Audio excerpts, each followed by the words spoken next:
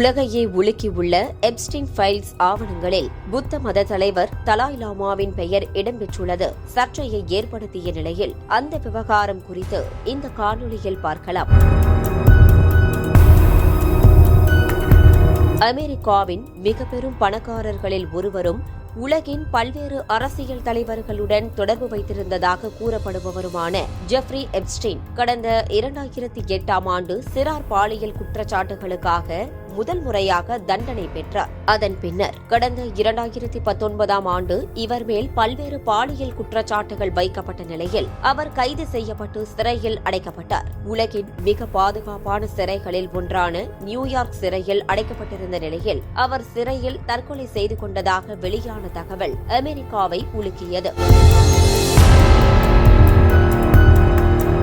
அமெரிக்க அதிபர் Trump, Bill Gates, Elon Musk உள்ளிட்டோரிடமும் நெருங்கிய தொடர்பு வைத்திருந்த ஜெஃப்ரி எப்ஸ்டீன் சிறையில் உயிரிழந்தது பல்வேறு கேள்விகளை எழுப்பியது. இதனைத் தொடர்ந்து அவர் தொடர்பான ஆவணங்களை பொதுவெளியில் வெளியிட வேண்டும் என்று நீதிமன்றம் உத்தரவிட்ட நிலையில் சமீபத்தில் அந்த ஆவணங்கள் வெளியானது.